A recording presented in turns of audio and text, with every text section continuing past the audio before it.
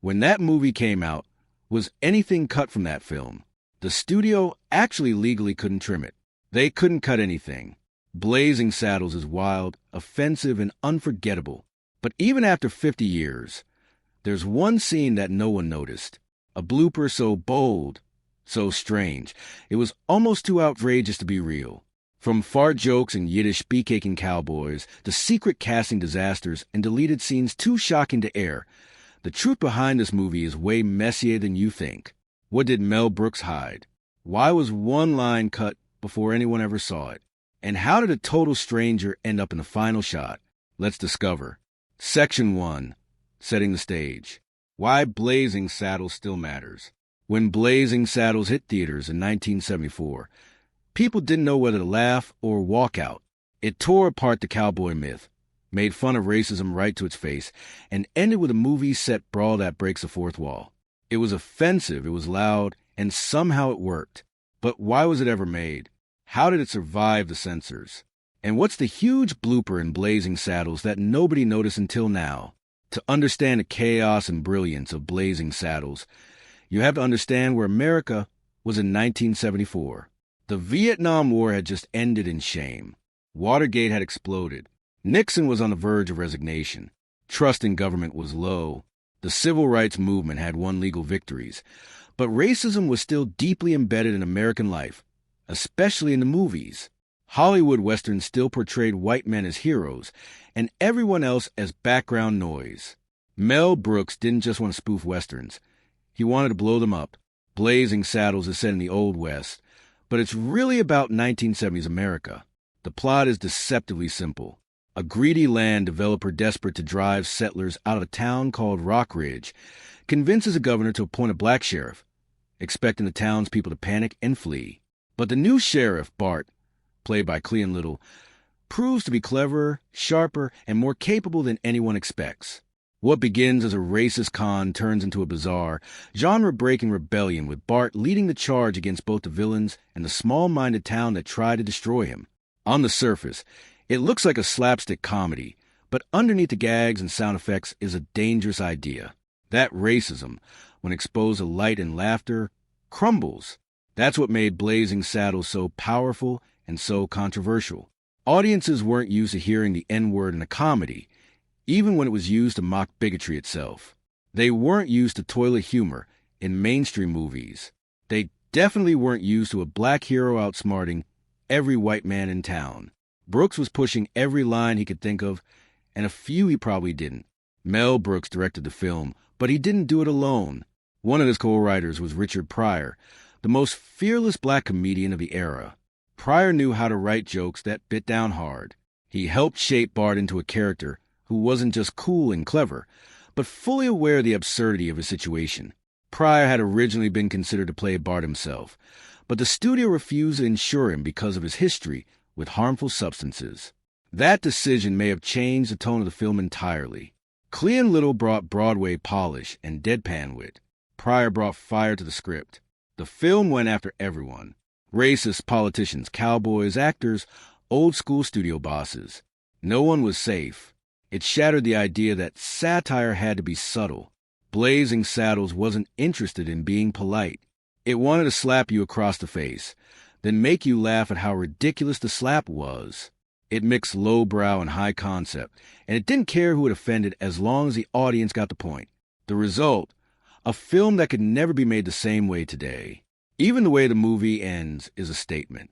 Instead of sticking to its Old West setting, Blazing Saddles breaks through the literal walls of the Warner Brothers studio, spilling into other sound stages, Hollywood streets, and eventually a theater showing the very same movie. It's a mess. It's absurd. It's genius. The characters become aware that they're in a movie.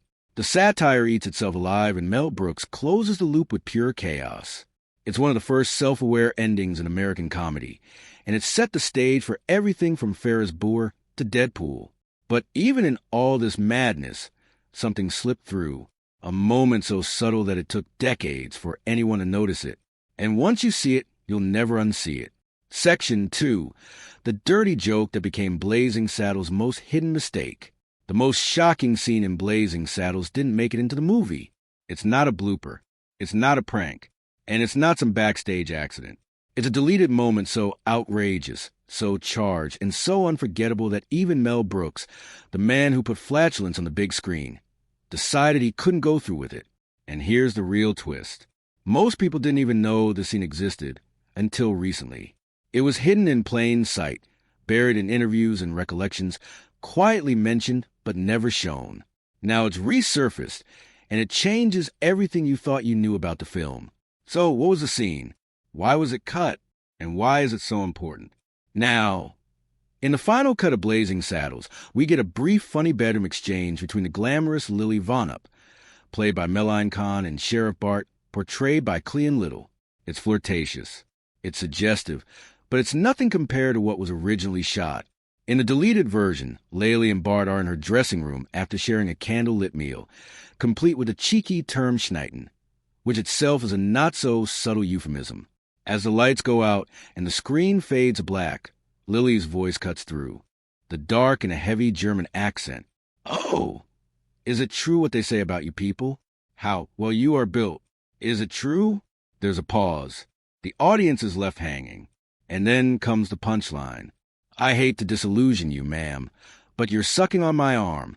In a single beat, the film would have taken a massive risk, touching on the long-standing stereotype about black male anatomy, flipping it into comedy, and then undercutting it with a deadpan line.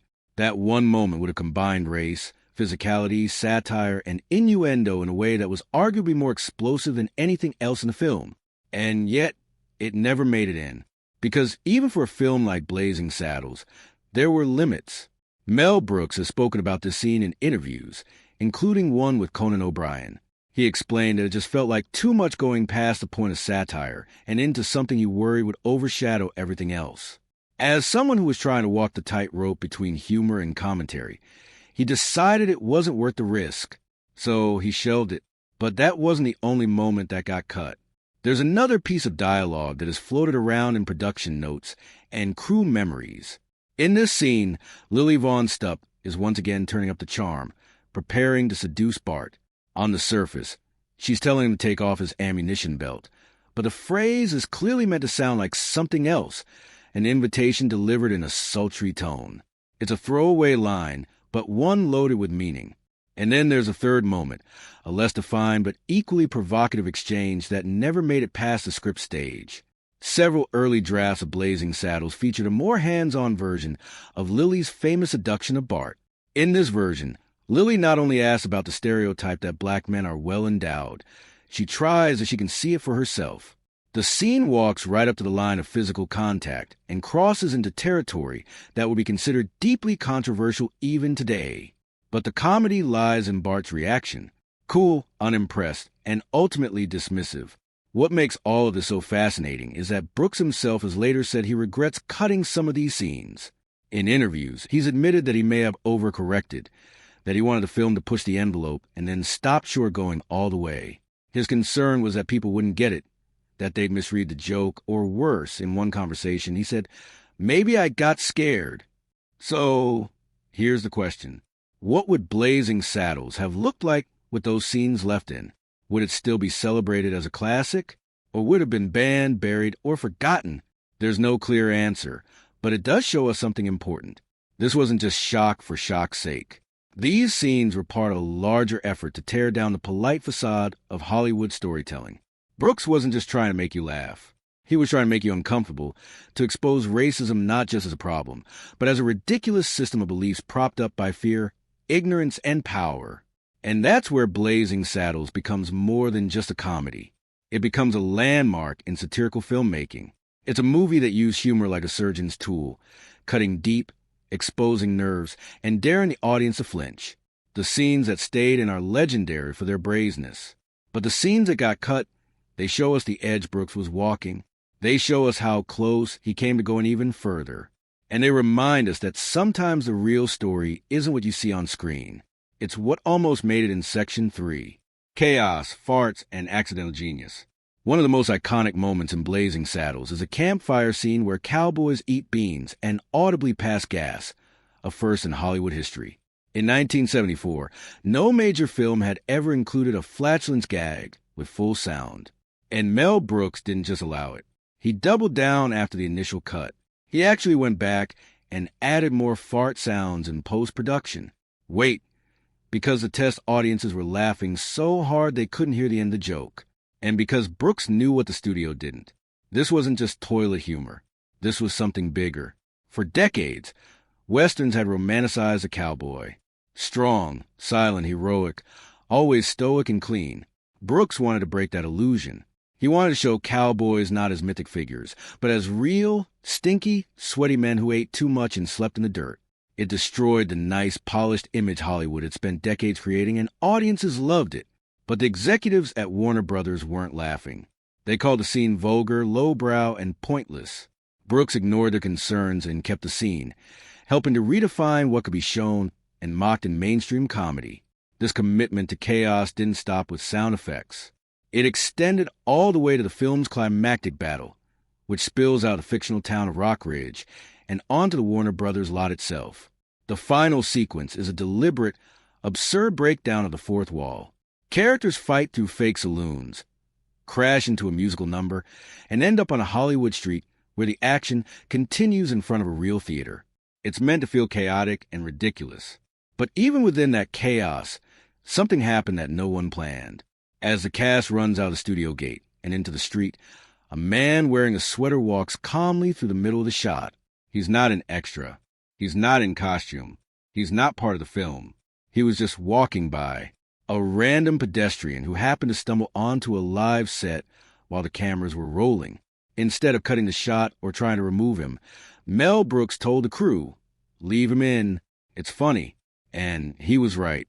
The man's presence, confused, casual, oblivious, adds another layer of absurdity to a scene already packed with it. He became accidentally part of cinematic history, a living blooper that was never corrected. These accidental moments became the film's best features. Brooks had built a filmmaking style around unpredictability. He encourages actors to improvise, to break character, to play with timing. In some cases, the best moments in the film weren't even in the script. Gene Wilder's delivery as a Waco Kid was so relaxed, so offhand, that he often changed his lines in the moment. Clea and Lil's facial reactions, dry tone, and quiet sarcasm gave Bart an intelligence that wasn't written, but emerged on set.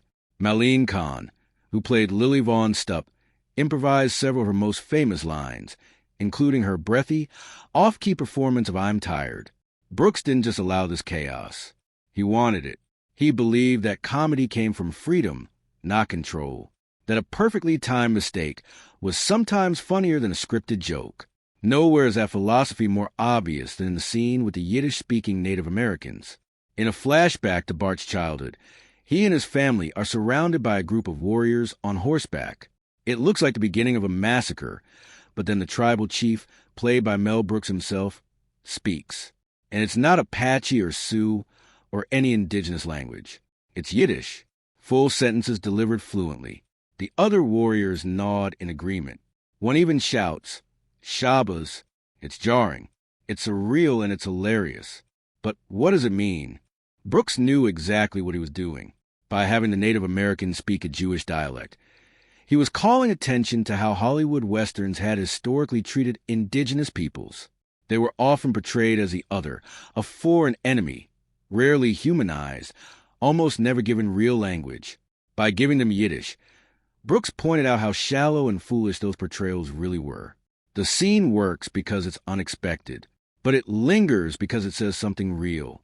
That blend of absurdity and satire also shows up in the film's opening theme. The song, titled simply Blazing Saddles, is performed with absolute sincerity by Frankie Laine, a famous Western ballader known for serious, emotional vocals. His voice is rich, powerful, and heartfelt, and that's exactly what Brooks wanted. He told the crew not to let Laine know it was a comedy. In Laine's mind, he was singing the theme to a dramatic epic. Every line, every note is delivered like it belongs in high noon. But the lyrics, full of exaggerated cliches and over-the-top imagery, tell a completely different story. The result is pure irony. A song so serious it becomes ridiculous, anchored by a performance that never gets a joke. Mel Brooks understood that comedy wasn't always about telling jokes. Sometimes it was about building a world so absurd that the audience couldn't help but laugh.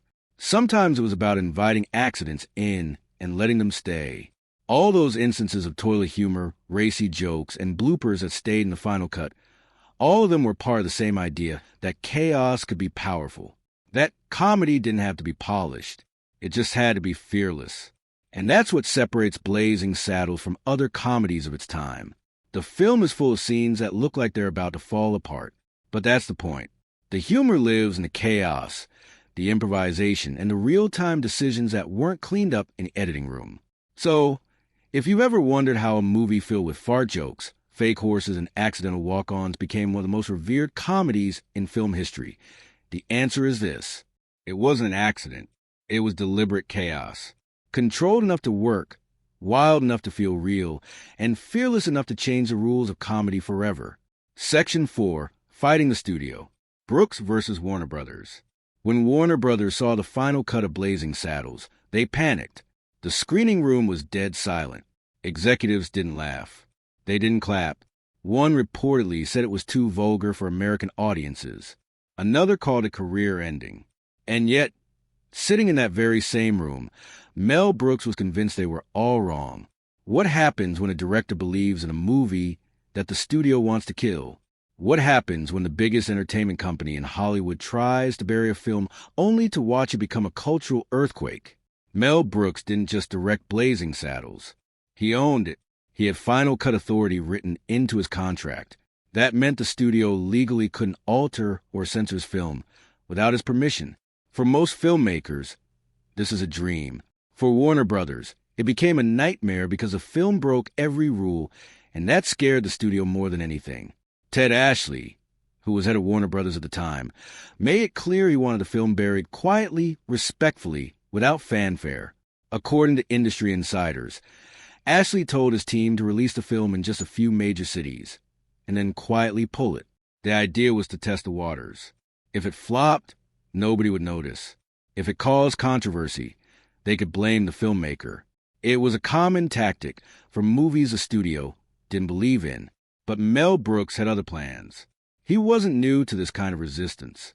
His earlier film, The Producers, had already challenged people's comfort zones with his plot about a musical called Springtime for Hitler. It had earned him an Oscar for Best Original Screenplay. But that didn't mean Blazing Saddles was guaranteed to work. It was riskier. It was louder. And it had no interest in playing safe. Brooks